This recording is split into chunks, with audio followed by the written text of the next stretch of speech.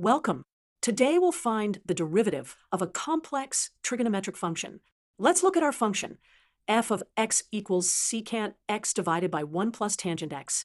This is a complex fraction involving trigonometric functions. Let's approach this step by step.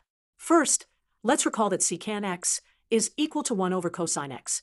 Next, let's recall that tangent x is equal to sine x over cosine x. So we can rewrite the denominator. To make this easier to work with, let's get a common denominator in the bottom.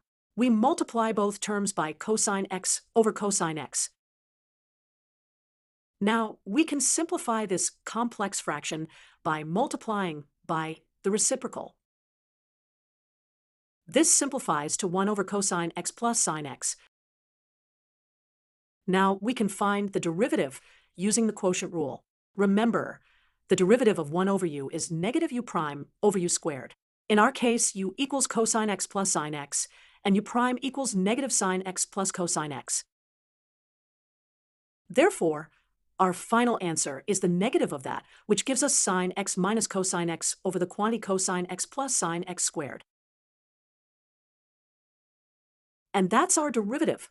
We used several trigonometric identities and the chain rule to find this result.